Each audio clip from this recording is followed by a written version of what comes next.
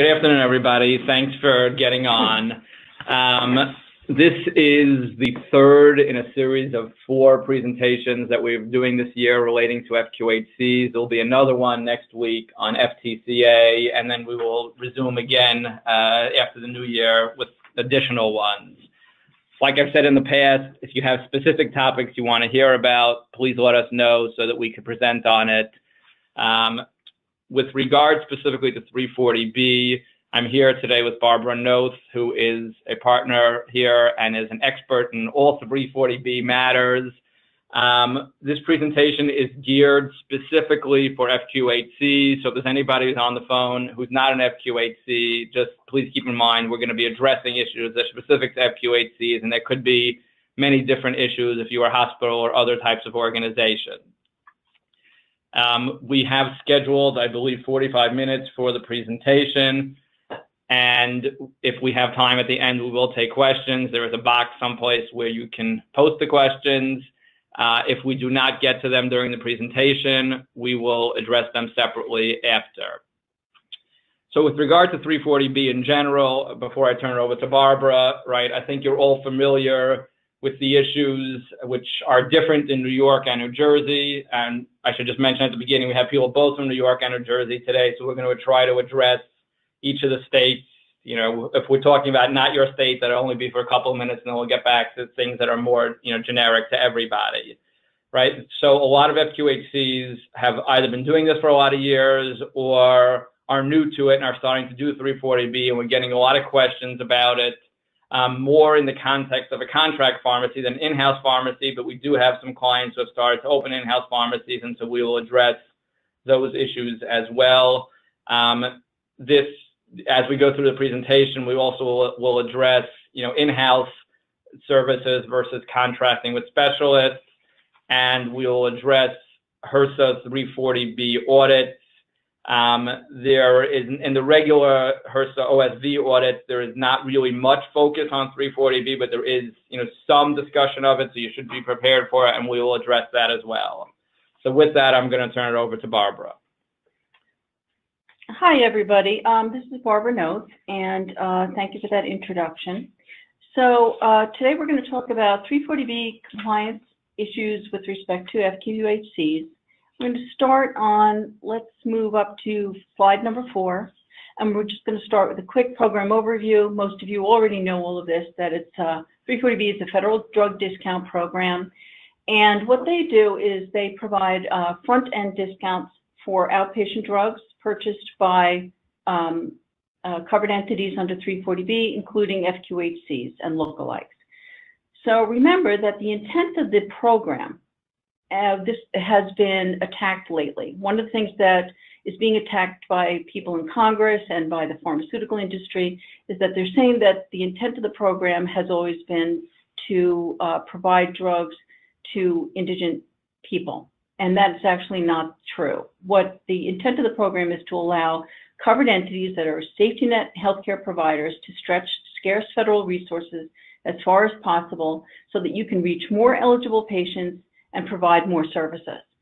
So what's important takeaway for you on this issue is that your 340B policy should show that the 340B savings that you are gaining here will be used for these appropriate purposes, and that if you are audited, that you can show, yes, this is what we've done with the money. And obviously that's what most FQHCs are doing with the money, is you're using it to expand your services and provide services to more patients.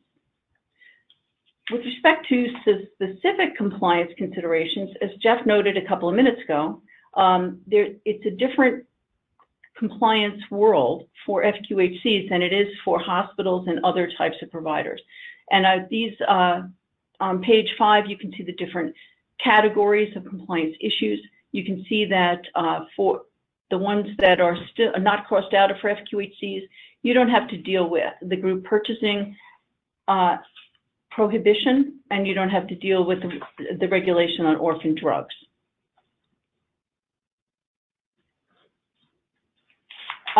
With respect to general compliance considerations, we're up to slide number 7.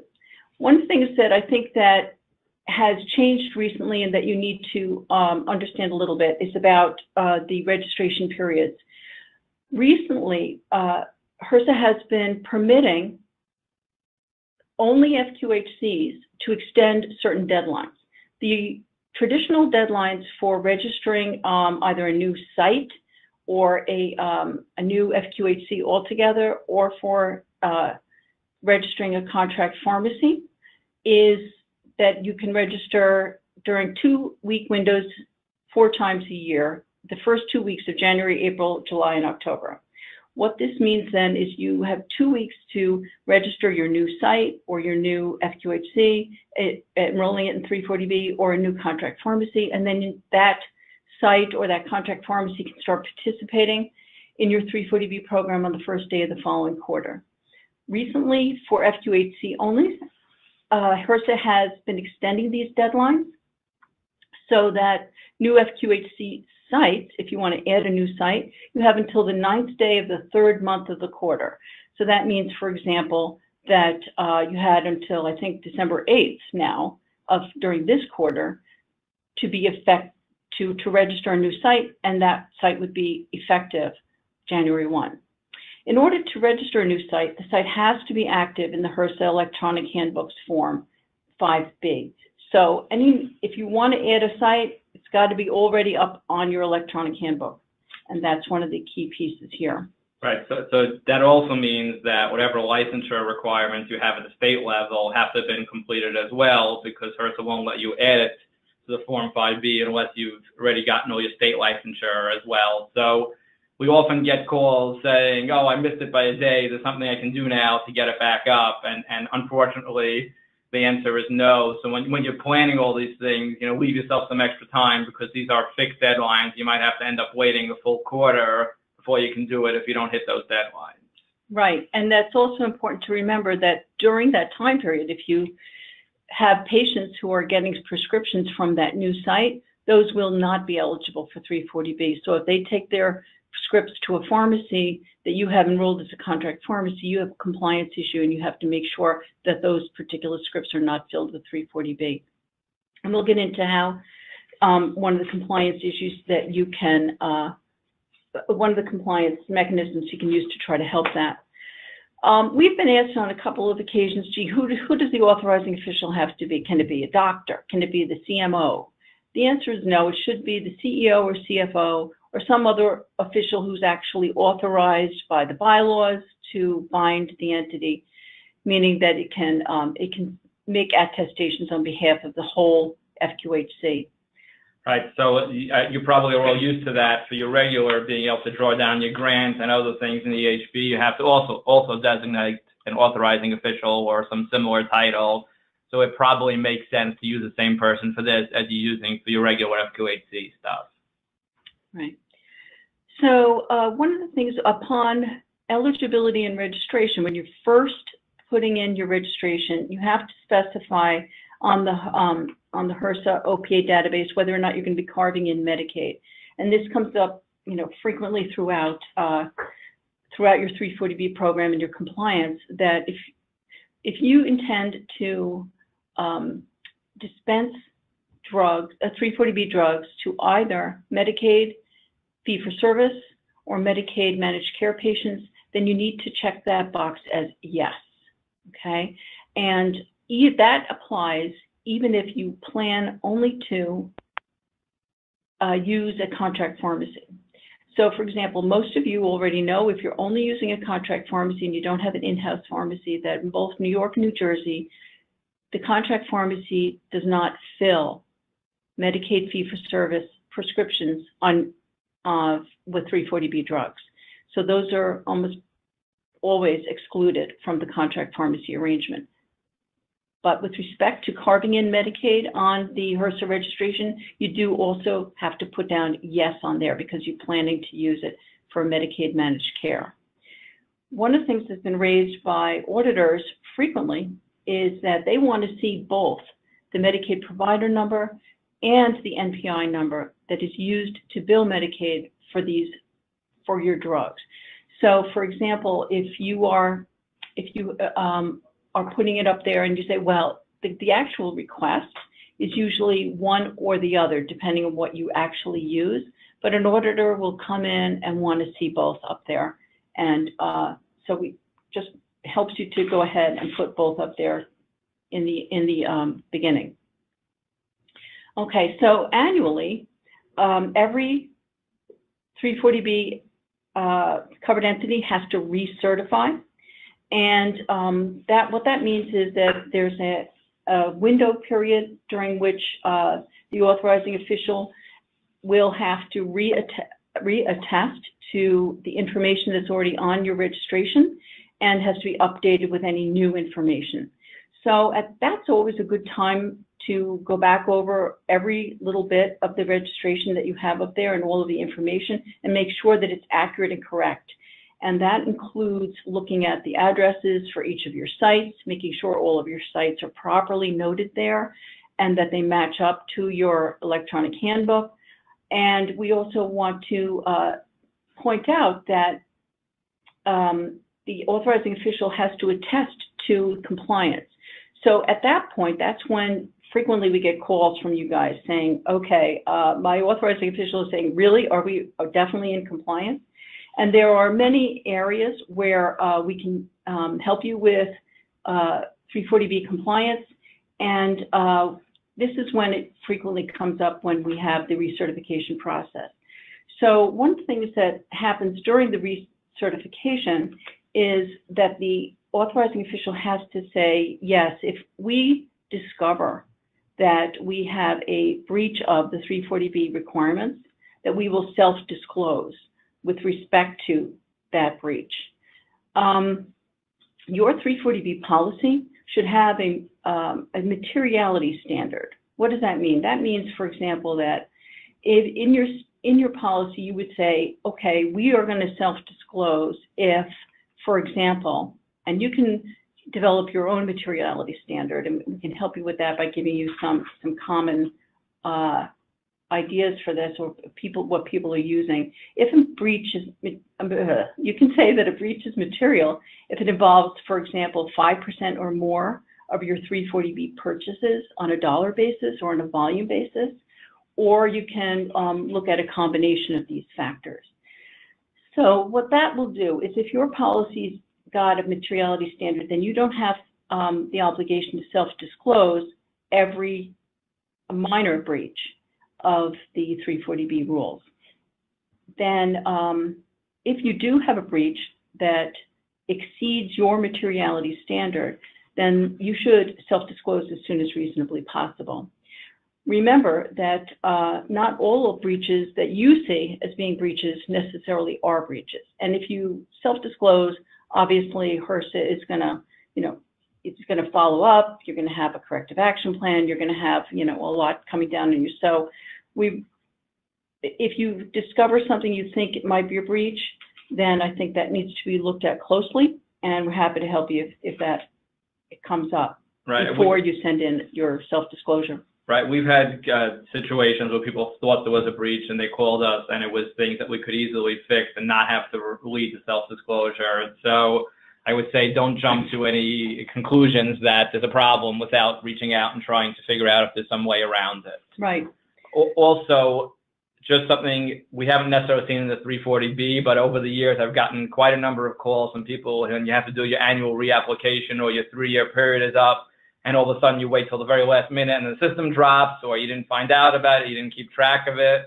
I would tell you to please calendar when these things need to be done, and please don't wait till the very last day so we don't have to try to pull the rabbits out of the hat to try to be able to fix it after the fact. Mm-hmm. Absolutely. Okay, so if there is a self-disclosure obligation and we can't avoid it, then there is a tool that the 340B Prime Vendor Program, APEXIS, has a suggested self-disclosure tool that we always recommend that you use. And we can tell you where to obtain that if you need it. So moving on to slide number 9, I'm going to talk now about there's a new Office of Pharmacy Affairs database. It's called OPAIS or OPACE. And there are a number of very good new enhancements and changes. For example, the covered entities now can manage their own 340B record. there's a few new requirements that the authorized official and the primary contact of a 340B entity must be different people. That years ago, you did not have to have different individuals for that. So they used to also permit the associated sites, which are actually used to be called child sites, to have a different authorizing official. So this is another change that's come up on the new OPA database. For FQHCs only, they have changed the terminology. It's no longer parent and child. What they are using now is associated sites. So the associated site is what used to be called your child sites. These would be any child site that's associated with the, the FQHC grant itself. Right. So meaning when you get your grant, right, your first site was on First Street, and now 2 years later you had another site on Fifth Street. That's what they're now calling an associated site. It used to be called a child site. The connotation of it is that you already have a main site that's registered, and so you're registering it now as a subset rather than doing completely separate registration for the new site. Right. So one of the other changes is that only the authorizing official can submit an OPA registration. This includes the addition of sites as well as contract pharmacies. Previously, the contract pharmacies could register themselves, and the authorizing official would receive an email request for confirmation. This is no longer permitted. So we are, it's actually a good thing, we think, because we used to have a situation where contract pharmacies would go ahead and register themselves before you had an actual signed agreement in place. And sometimes that, this could get out of control a little bit. This gives complete control in the hands of the authorizing official, which is an improvement. Then only the authorizing official and the primary contact can review specific reports, but most of the information about your site is public information. It can be viewed by everyone, including like the date of your registration or when new sites were added, what contract pharmacies you use, and when they were added. A lot of you may be familiar with something that HRSA has been working on for years and years, which is that they were supposed to put together a ceiling price database. 340B prices have a ceiling, and that means that manufacturers can charge only up to that certain amount. This information is proprietary to the manufacturers, so it has been a problem for any of the 340B covered entities to find out, gee, what's the price going to be for this drug? HRSA was expected to launch a ceiling price database that could be accessible only by covered entities in the 340B program, but that has not yet happened. We will keep you informed about that as this progresses. Okay, on page 10, this again is about the parent and child site terminology, which is no longer being used, and the new terminology is the associated site. So the 340B ID numbers won't change, by the way. On page 11, the next compliance issue, which is frequently looked at by auditors and must be included in your policies and procedures, relates to diversion. Diversion is when a 340B drug is dispensed to a patient that is not eligible for that drug. So the auditors will focus on, gee, does the patient meet the definition of the that's set forth in the HRSA patient definition under 340B, and they will also look at the covered entity eligibility. So if you are dispensing to individuals who do not meet the patient definition, or if the prescription comes from a site that is not yet registered, this would be considered prohibited diversion. Now, all of your physicians, this is something that we come up with frequently, all your physicians or other prescribers, not just physicians, they must be employed or under a contractual arrangement or some kind of other arrangement. What does this mean? So obviously employees, that's easy. A contractual arrangement, what's intended by that is, for example, an independent contractor arrangement where you have a contract with an individual physician or nurse practitioner or other prescriber to come in and provide services at your clinic. The concept of other arrangement we will get into in a moment. But even for your employed physicians or those under contract, you have to watch out for physicians who have outside practices. It's very important that you are able to distinguish scripts written at the FQHC from scripts that are written outside. And it's possible that your contract pharmacies are sorting through your prescriptions based on the name of the provider.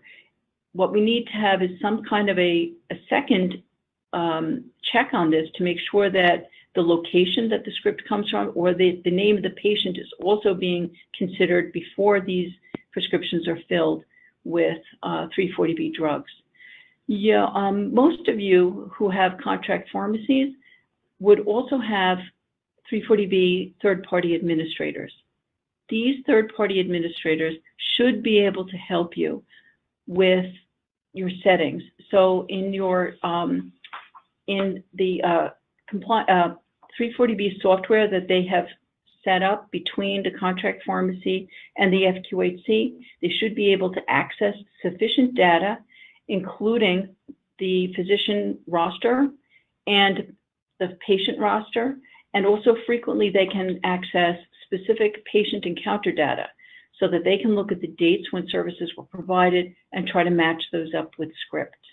So these are just all the various types of filters that can be put on your system.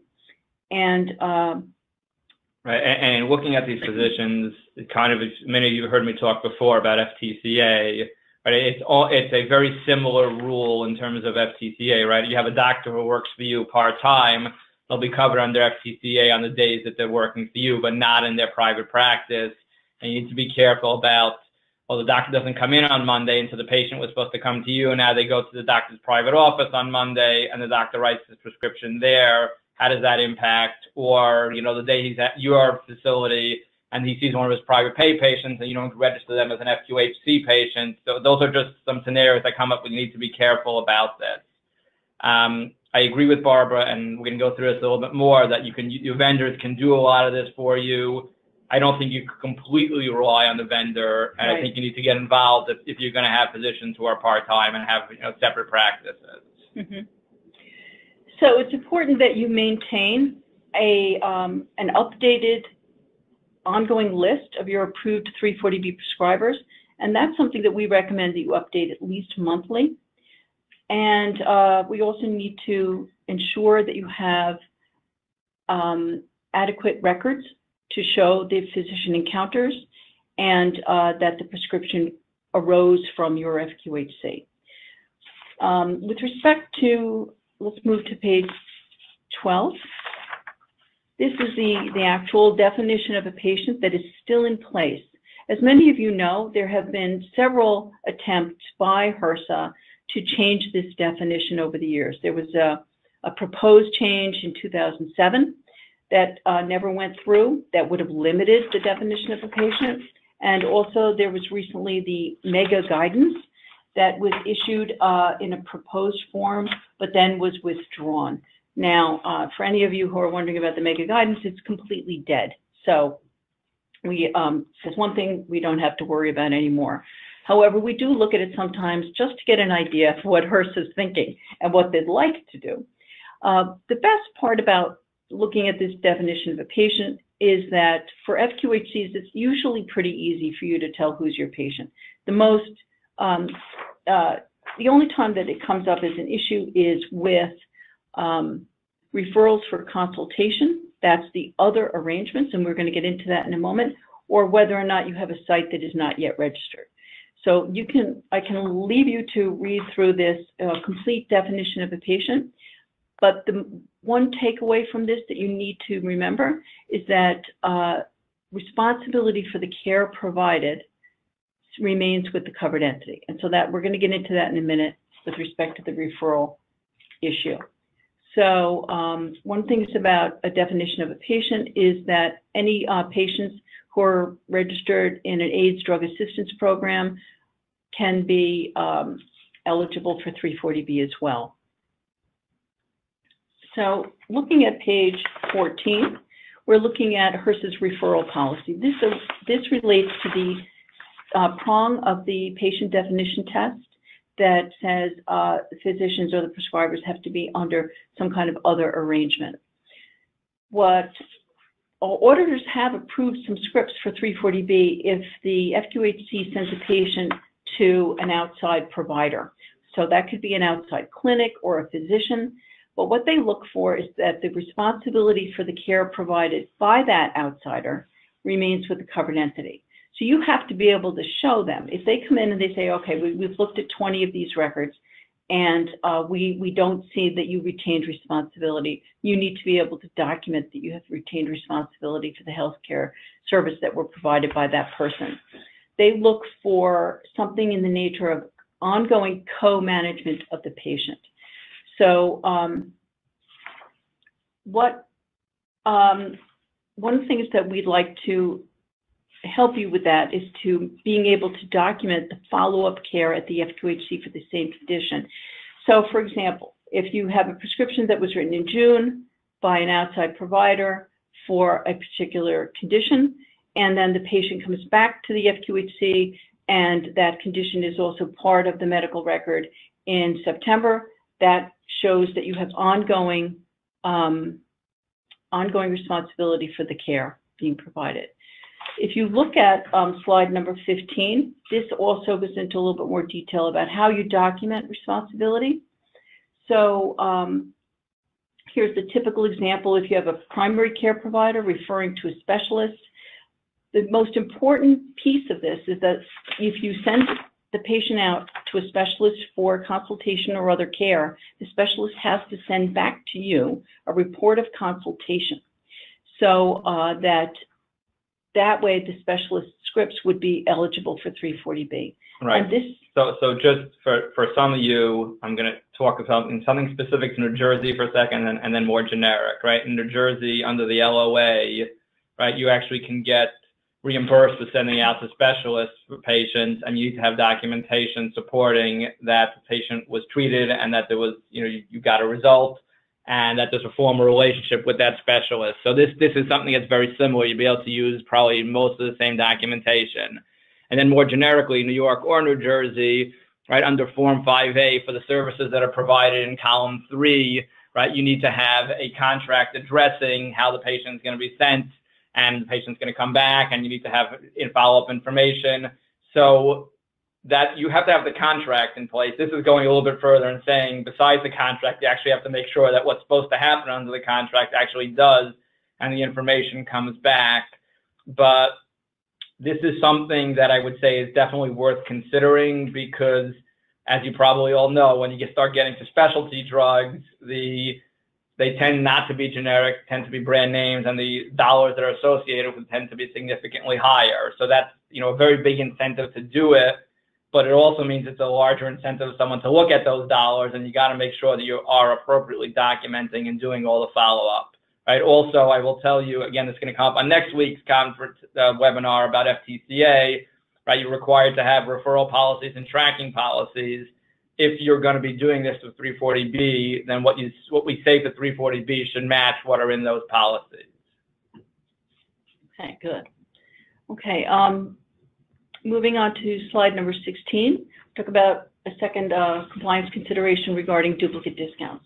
Most of you are familiar with the Medicaid rebate issue.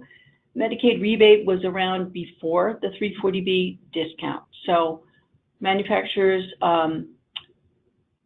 should not pay a rebate on a drug, a Medicaid rebate on a drug that also was purchased at the 340B discount. That would be a duplicate discount for that manufacturer. So the Medicaid exclusion file is the HRSA designated method for Medicaid fee-for-service, which was around years before, obviously, Medicaid managed care. So using if you plan to dispense 340B drugs to either Medicaid fee-for-service or Medicaid managed care in New York and New Jersey, you are required to check the box that you are carving in Medicaid on your HRSA registration. From a federal perspective, that's actually a state requirement.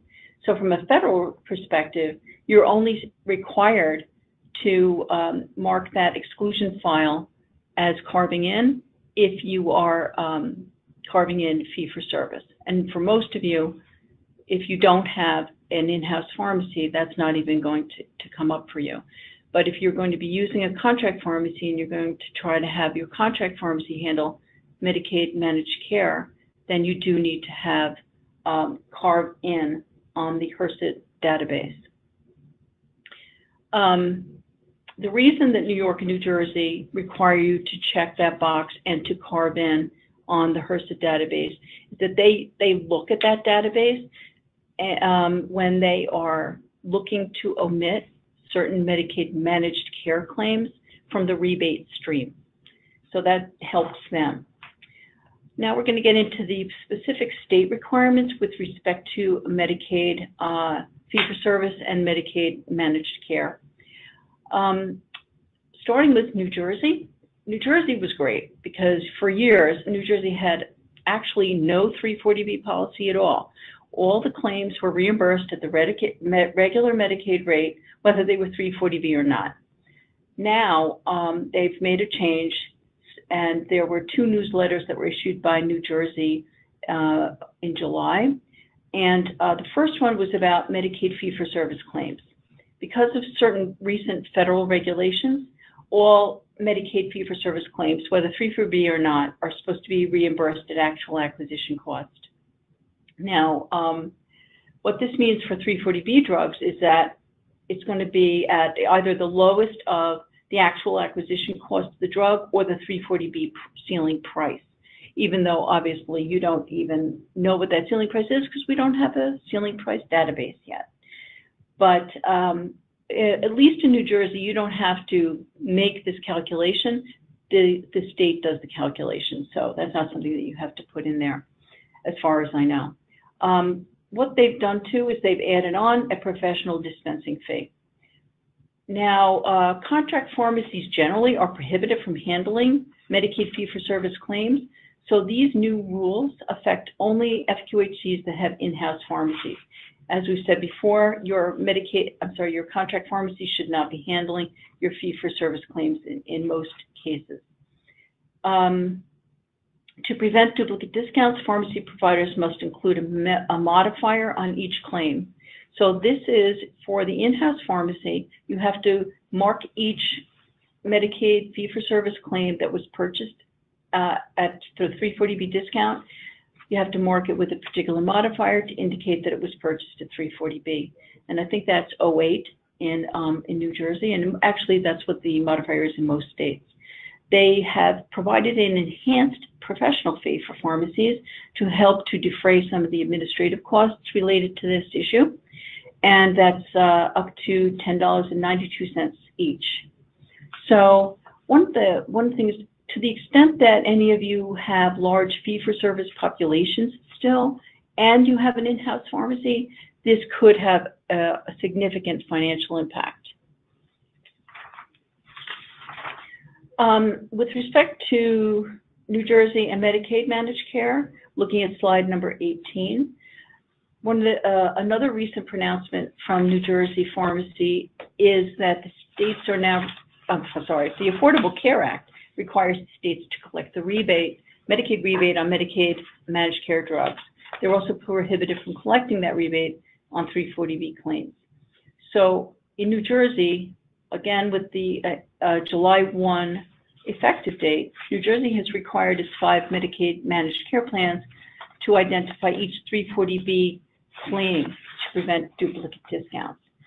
Here, this is a requirement that applies to the managed care plans themselves.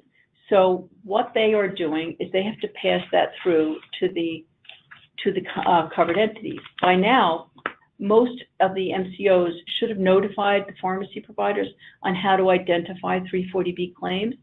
Most of them are requiring the it's the same modifier that you use for Medicaid fee-for-service claims be put on any claim that goes through for Medicaid managed care that was purchased at 340B. The confusion arises with this because a lot of you are using contract pharmacies, and it's the contract pharmacies that have the plans. So they have to comply with this mandate. You should check that they are doing this and that they have the capability to do that. Turning to New York Medicaid, all Medicaid fee-for-service claims have to be submitted at actual acquisition cost. This has been in place for years, and you need to be ready to show your invoice in case you get audited by Medicaid. All Medicaid fee-for-service and managed care claims also have to be marked with modifiers. Unlike New Jersey, New York imposes this obligation on the provider. So it's up to you to make sure that all of your Medicaid managed care claims include this modifier.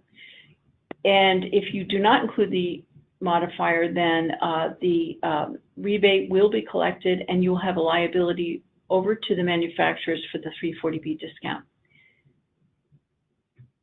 And once again, you have to carve in Medicaid.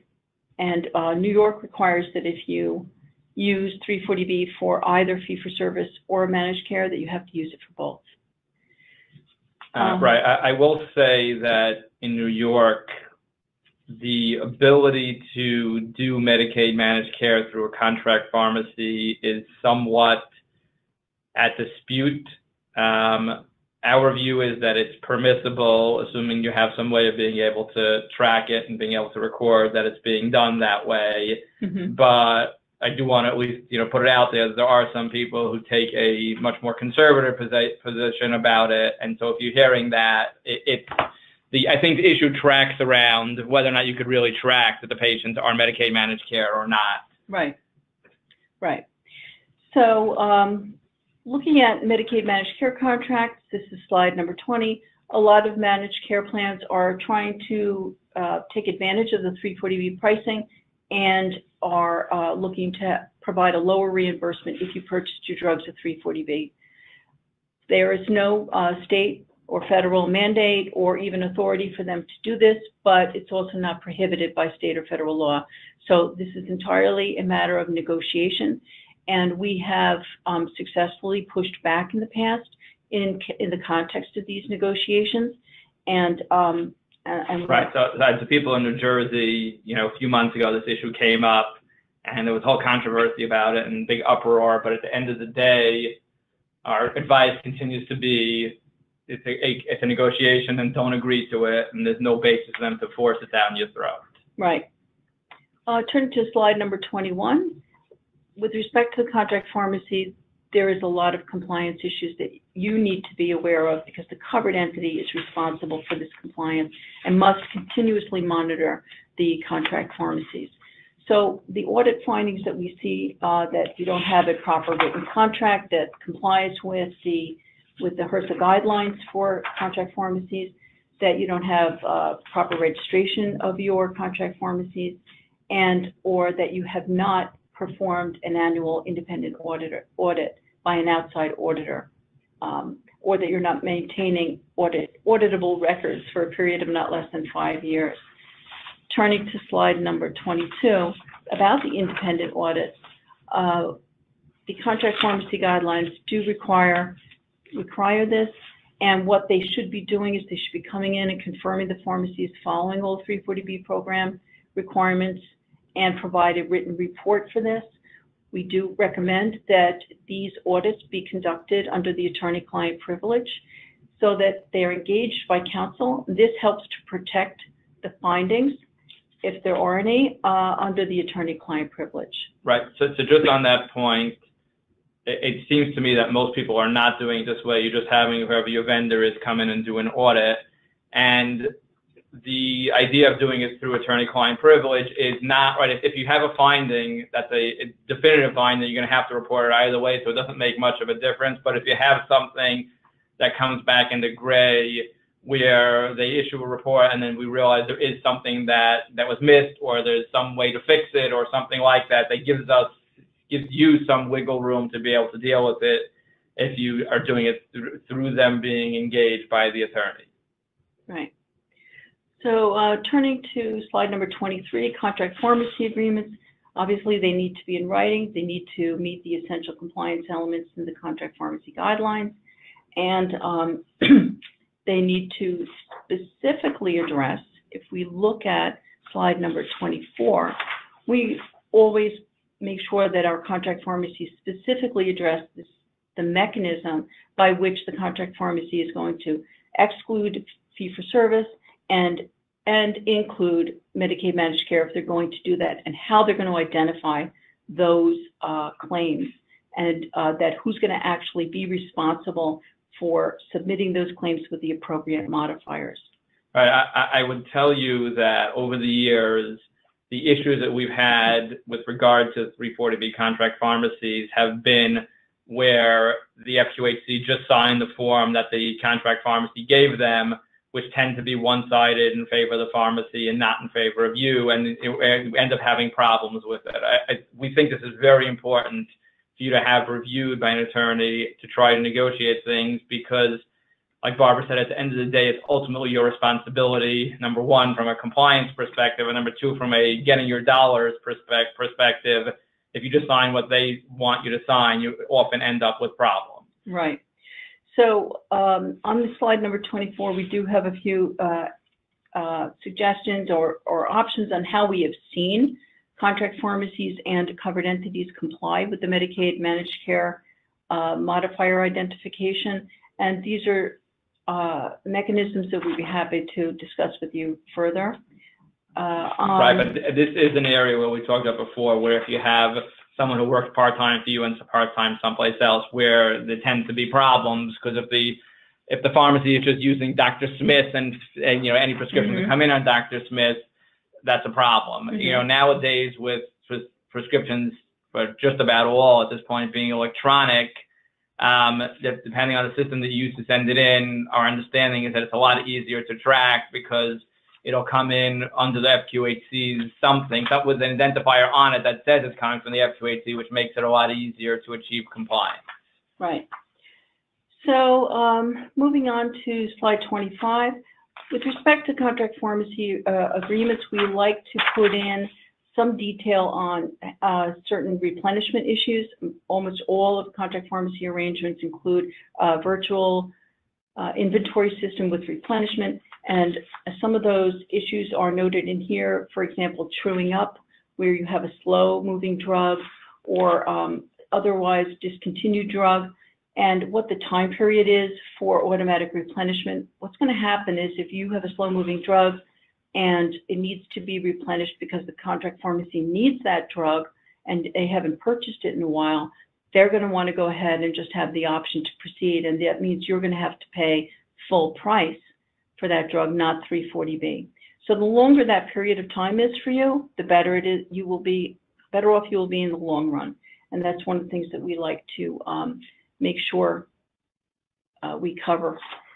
We have had other replenishment issues that we've discussed with our clients in the past, such as with accumulation problems, and also where a pharmacy is not providing appropriate inventory. For example, that the pharmacy itself gets confused by the process. They're not sure that they're getting all the drugs back or that they're getting paid properly.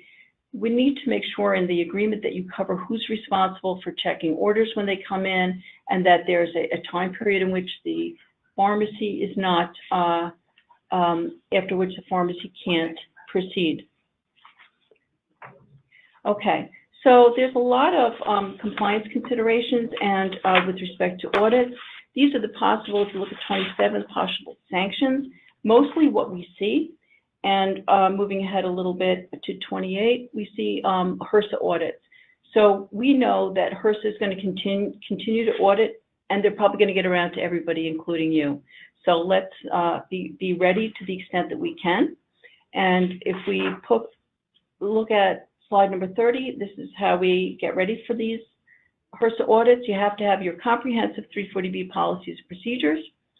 They have to cover all the compliance issues that we've already discussed in this presentation. You have to have routine self-auditing, and for your contract pharmacy arrangements, the most important piece is to have that independent audit and also show that you are complying with the Medicaid rules with respect to duplicate discounts, and to maintain auditable records of all of these processes and compliance issues. So we've actually gone over by a minute. To just one more minute. The practical, what the takeaway is that you need to have 340B policies and procedures in place. If you're just getting them from a vendor and all you're doing is sticking your name in and you've never read it, you never looked at it and see if this is anything that relates to what you're doing, that's not really okay. Mm-hmm. Also, just relying completely on the vendor and saying the vendor does the audits and they go and they do the checking is not okay, because it's your responsibility for compliance. So internally, you have to have somebody designated who's overseeing some aspects of the program and doing some random checks and things like that. And if you want to reach out to us, we're happy to talk about some specifics to be done, but you can't just rely on the vendor. Thank you to everyone for participating. Like with all prior webinars, within a few days, you'll get a link to be able to have the recording as well as have the slides. If anyone needs it sooner, please send us an email and we'll be happy to send it to you. Thank you. Thank you.